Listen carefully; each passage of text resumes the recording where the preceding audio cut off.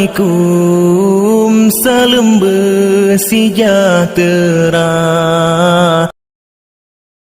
Sekarang, ikutilah titah perutusan khas ke bawah Duli Yang Maha Mulia Paduka Seri Baginda Sultan Haji Hassanal Bolkiah Mu'izzuddin Wad Daulah Ibni Almarhum Sultan Haji Omar Ali Saifuddin Sa'dul Khairuddin Sultan dan Yang di-Pertuan Negara Brunei Darussalam berkenaan jangkitan wabak COVID-19. Assalamualaikum warahmatullahi wabarakatuh. Bismillahirrahmanirrahim. Alhamdulillahi rabbil alamin. Wa bihi nasta'inu ala umurid dunya waddin. Wassalatu wassalamu ala ashrafil mursalin Sayyidina Muhammadin wa ala alihi wa sahbihi ajma'in wa ba'd. Rakyat beta yang dikasihi, kita pada saat ini sedang diuji dengan COVID-19, tetapi kita bukanlah bersendirian.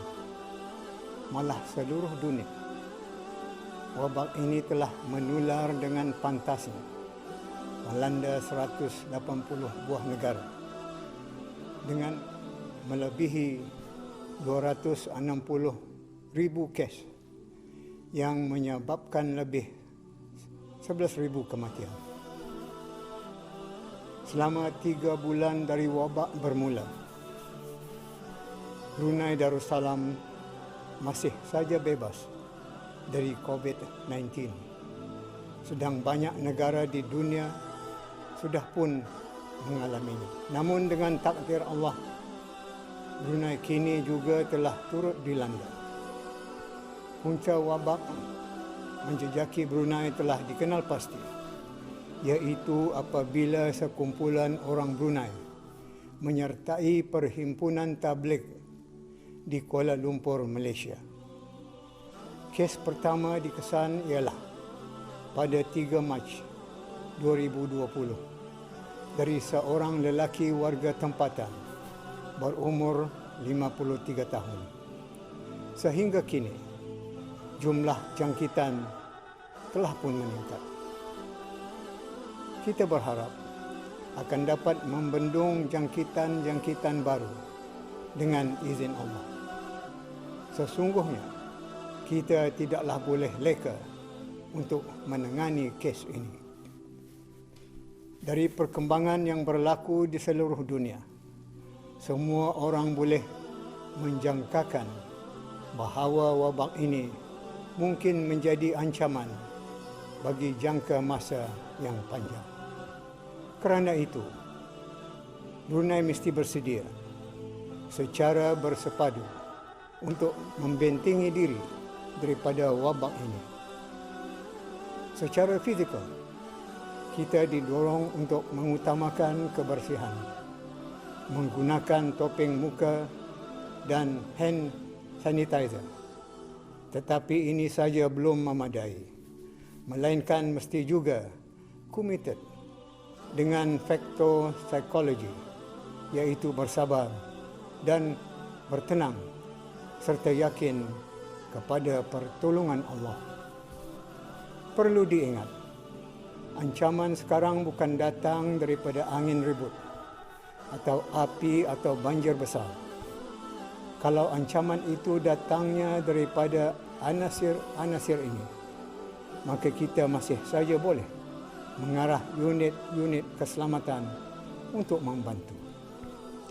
Tetapi ini COVID-19, seperti juga wabak-wabak yang lain, misalnya SARS, kita sesungguhnya tidak dapat bergantung sepenuhnya kepada unit-unit tersebut untuk membantu. Tetapi apa yang sebenar-benarnya diperlukan ialah rawatan dan pencegahan melalui pelbagai cara, seperti menghindari perkumpulan ramai, memakai penutup muka, menggunakan cecair pembunuh kuman, mengadakan sekatan-sekatan keluar dan masuk apabila diperlukan, dan membanyakkan doa. Ini semua menjadi tanggungjawab kita bersama. Jangan siapa yang lari dari tanggungjawab ini. Contoh orang lari dari tanggungjawab ialah seperti tidak mengikut peraturan atau enggan untuk mematuhi arahan. Semua orang tidak wajar mengambil sikap yang bercanggah dengan etika dan agama, seperti enggan untuk menjalani ujian atau rawatan dengan alasan-alasan yang mengelirukan, seperti semata-mata ingin bertawakal. Setahu beta, tawakal itu paksinya ialah ikhtiar atau usaha, bukannya dengan melulu begitu saja. Kerajaan melalui Kementerian Kesihatan telah mengambil langkah meningkatkan kapasiti tenaga kerja, bukan sahaja bilangan doktor dan jururawat, malahan juga keupayaan-keupayaan klinikal sekaligus akan dipertingkatkan. Bagi meningkatkan keupayaan penganalisaan makmal, beta telah memperkenankan pembinaan makmal virologi tambahan yang akan ditempatkan di makmal rujukan virologi kebangsaan. Makmal tambahan ini dijangka mampu untuk meningkatkan keupayaan penganalisaan sehingga 10 kali ganda dan dapat mengeluarkan keputusan ujian dengan lebih cepat. Hukum syarak telah pun menggariskan panduan berasaskan Al-Quran untuk kita tidak mencampakkan diri kepada kebinasaan.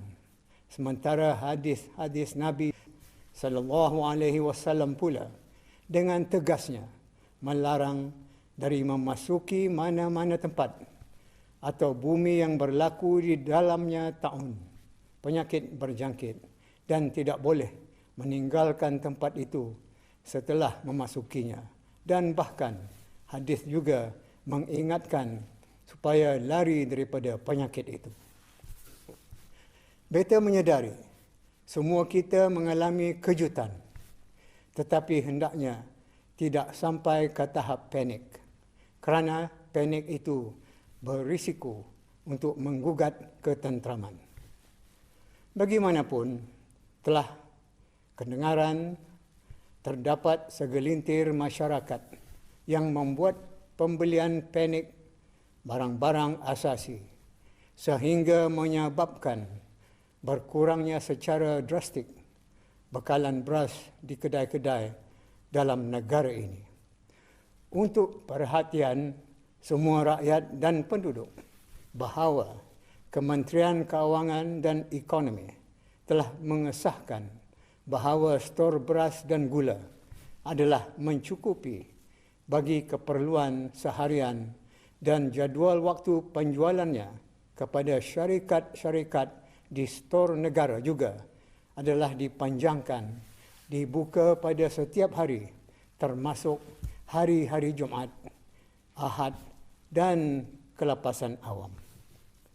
Diingatkan kepada para peniaga supaya jangan sekali-kali mengambil kesempatan untuk menaikkan harga barangan, dan jika didapati berlaku, kerajaan beta tidak akan teragak-agak untuk mengambil tindakan undang-undang.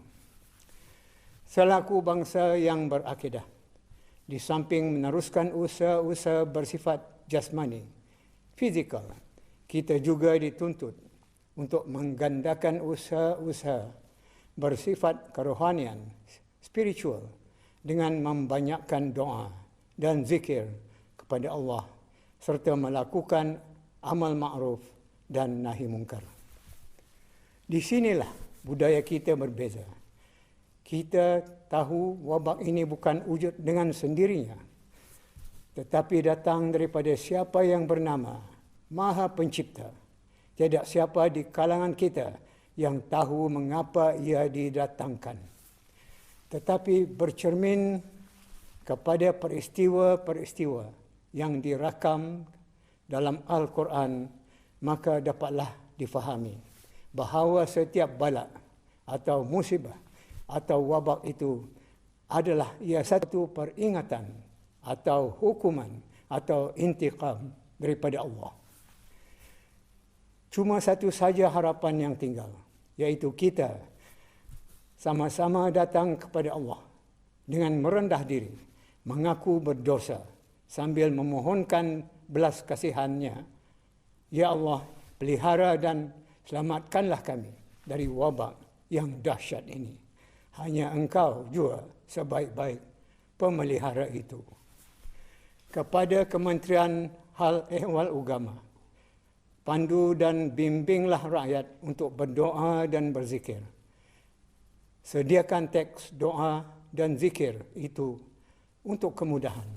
Utamakan yang mudah-mudah tetapi warid, supaya senang bagi orang ramai melakukannya. InsyaAllah, melalui usaha yang sangat berkebajikan ini, semoga Allah menerimanya.